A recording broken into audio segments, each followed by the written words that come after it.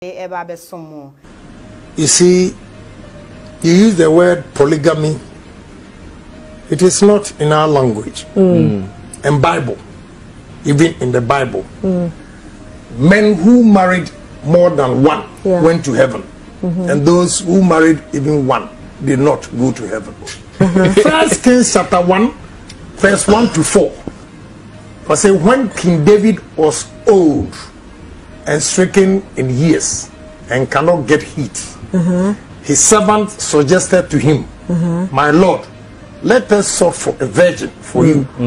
They combed the whole of Israel and saw Abishag the Shunammite and brought her to the king, attended to him, and he was healed, but he knew her not.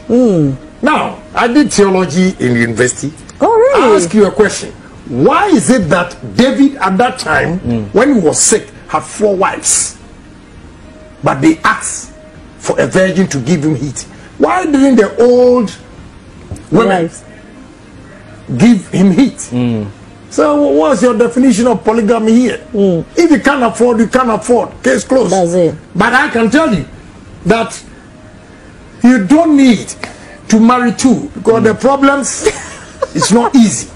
But you can handle it. No, sometimes you can't. Oh, you can't? It's tough. Very tough. What are some of the you go to this house, they frown their face. You go here, they frown their face. Look, it's not a pleasant thing. Do you have regrets? Oh, yes. Oh, yes. Really? Yeah. I'll tell my son, if you want to have kids, more kids, probably you have to divorce and marry another one. But to have 2 at the same time, you need balls, baby. Well, you got it. You got it. It's not easy. So the bottom line is, if you can't afford it, don't do it. No, and you must be even honest if you can afford it and you can avoid it, please do. Yes, and you have to be transparent throughout. It's not easy. I'll tell you, it's not easy. All right. Yeah, I think we can move to the other part of Kennedy Agyapong. Yes. The politician. You give your own party trouble sometimes. Why? What's your definition of trouble? You know what? Ghana. What I've realized is that people misconstrue confidence to be arrogant. That is why they think I'm controversial. I will not let you move. That mentality of Africans that ignore him. You continue to make them fools, to insult people and go without response. So my attitude is that I will not insult you first. You try, first blow, I give you 3 or 4, so that you don't come back again. Why I won election in 2000? Because I took 1,000 people from Asin alone to America. 1,000? The US one. Yes. Wow. Yes. Through that. And look, let me tell you. When people don't know your background and they think they are a drug dealer, it's so painful. The second chance of my money, I'll tell you. When I came to Ghana and got my cousin and my brother's documents processed, then I got to know a lady over there. If I have 3 kids with her, you know, that lady, I asked her, if I bring more of this, can you process it for me? Because she could not do anything except to approve you for interview. There's no kululu. She can't do it. Americans, they are very careful. But to get the approval, even to be interviewed, was a problem. That's where she would deny you outright. The comment she makes, it makes it easier for the counselor or whoever interviewing you to say yes or no. That was her job. So I asked her a question. When I started chasing her, I asked her a question. So next time, if I bring more of this, can you process it? She said, yes, I can help you. So I went to America.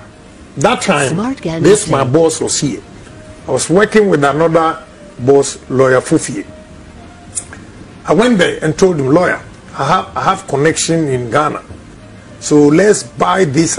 When I went back, after processing my relatives' documents, I went back and Ghanaians have won a lot of the US lottery, and they didn't know how to process it.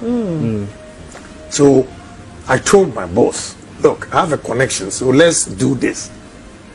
He was interested in the cash right there. Give me 200 and take it, or 500.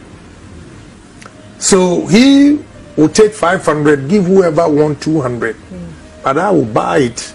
So I bought 48,000. 48,000.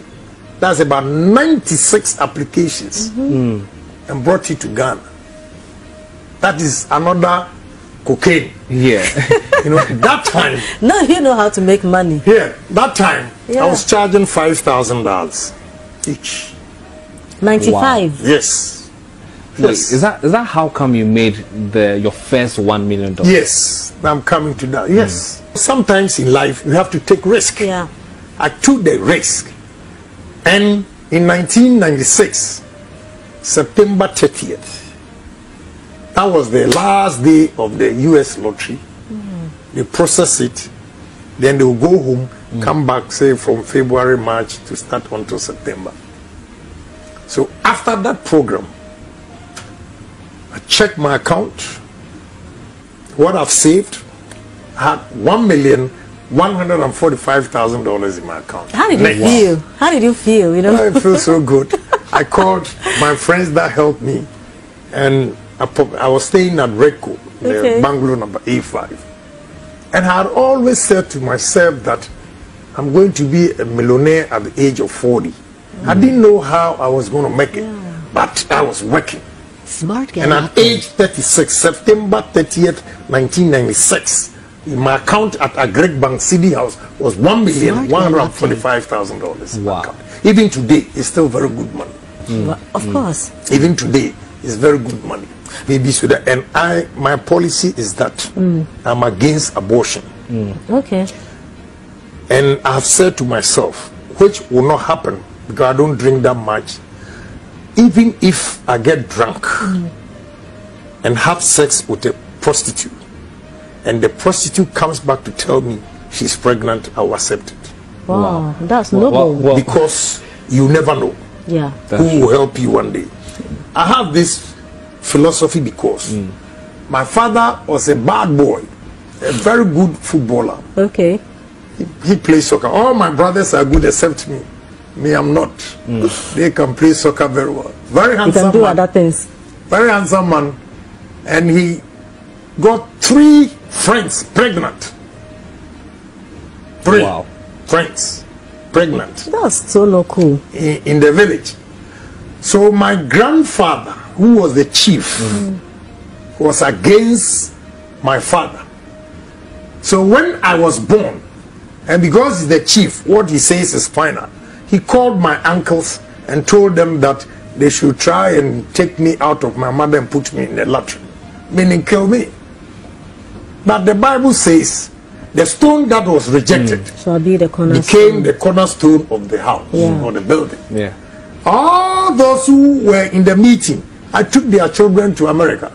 Wow. And they have never been me. So if they had thrown me into the latrine, would I be there to help? That is why I am against abortion. Because you never know. And most cases, anybody who has 2 wives, most cases, the madam's children are foolish. Madam's children, madam's children, most of them, they are foolish because they stay with the father and mother and they think the whole world is theirs. Okay, they become solely headed. Kids that do not get the opportunity to stay with me because they are with their mother and I support, they don't get that personal interaction every day with me, and it toughens them. Yeah. Okay, so I want to just do a full